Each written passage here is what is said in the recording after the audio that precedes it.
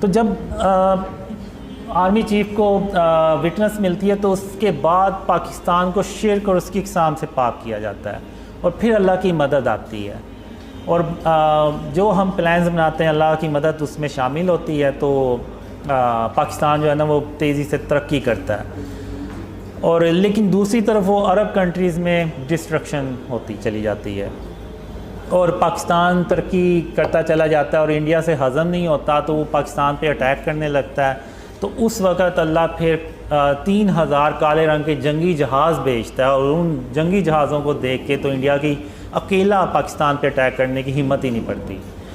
تو چونکہ اب پاکستان ترقی کر رہا ہوتا ہے تو جو دنیا کے باقی کے ملک ہوتے ہیں نا ان کو بھی یہ فیئر آنا شروع ہو جاتا ہے کہ اگر ہم نے پاکستان کو نہ روکا تو یہ کل کو ہمارے اوپر حکومت کرے گا۔ تو چونکہ وہ عرب کنٹری میں آلریڈی ڈسٹریکشن کر رہے ہوتے ہیں،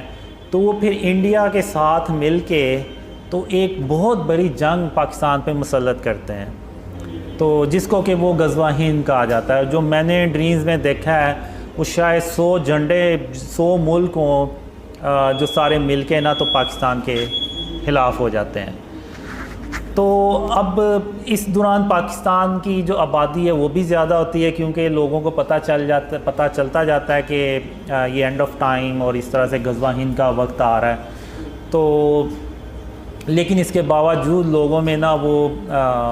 کچھ مسلمان جو پاکستان میں ہوتے ہیں ان میں فیئر بھی ہوتا ہے کہ پتہ نہیں پاکستان بچے گا بھی یا نہیں، کیونکہ وہ دشمن ہی اتنی بڑی تعداد میں ہوتے ہیں۔ تو لیکن اللہ جو ہے وہ پاکستان کی مدد کرتا ہے، اور اس جنگ میں خاتم النبیین محمد صلی اللہ علیہ وسلم خود فزیکل شرکت بھی کرتے ہیں، اور وہ اس جنگ میں موجود ہوتے ہیں، لیکن وہ جو سربراہ ہوتا ہے اس کے علم میں ہوتا ہے، یا کچھ جو لوگ ہوتے ہیں قریبی ان کو پتہ ہوتا ہے کہ خاتم النبیین محمد صلی اللہ علیہ وسلم بھی اس جنگ میں شریک ہیں۔ تو اب جو میں نے ڈریمز میں دیکھا ہے کہ پاکستان کا 10% سے زیادہ جو ہے نا وہ نقصان نہیں ہونا چاہیے اس جنگ میں، اور پھر جب جنگ شروع ہوتی ہے تو اللہ مدد کرتا ہے، اور پاکستان جو ہے نا وہ ہندوستان کو نہ ڈیفیٹ کر دیتا ہے۔ اور جو میں نے ڈریمز میں دیکھا ہے وہ اتنی زیادہ تباہی ہوتی ہے کہ اس میں تقریباً 80 کروڑ لوگ جو ہیں نا وہ مارے جاتے ہیں، جس میں بہت زیادہ تعداد ہندوستان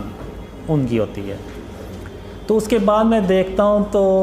جو عورتیں بچے اور بزرگ جو ہیں نا وہ بہت بڑی کروڑوں کی تعداد میں بچ جاتے ہیں، اور ہم اس جنگ میں بھی خاتم النبیین محمد صلی اللہ علیہ وسلم کے جو بنائے ہوئے اصول ہیں جو جنگوں میں وہی ہم اس کو بھی اپناتے ہیں، اور کسی بچے کو اور بزرگوں کو عورتوں کو نہیں مارتے۔ تو وہ بچ جاتے ہیں، تو وہ پھر پاکستان کو پیغام دیتے ہیں کہ یا تو آپ ہمیں بھی مار دیں یا پھر آپ ہمیں اپنی پناہ میں لے لیں۔ تو اس وقت پھر حکومت اعلان کرتی ہے کہ آپ دو مردوں کو 2 3 4 شادیاں کریں اور ان عورتوں کو پناہ دیں۔ تو اس کے بعد پھر مڈل ایسٹ میں پاکستان جاتا ہے کالے رنگ کے جنگی جہاز لے کے، اور وہاں پہ رشیا اور امریکہ کو شکست دیتا ہے، اور پاکستان اکیلا جو ہے نا وہ سپر پاور بن جاتا ہے۔ تو اس میں جو میں نے ڈریمز میں دیکھا ہے کہ جو ہم یورپ میں جانے لگتے ہیں تو وہ پہلے ہی ہاتھ کھڑے کر دیتے ہیں، اور وہ جنگ نہیں کرتے، وہ کہتے ہیں آئیں آپ اور ہم پہ حکومت کر لیں، اس طرح کا کوئی سین ہوتا ہے۔ اور پھر پاکستان جو ہے وہ پوری دنیا میں جب خاتم النبیین محمد صلی اللہ علیہ وسلم کا سچا اسلام پھیلاتا ہے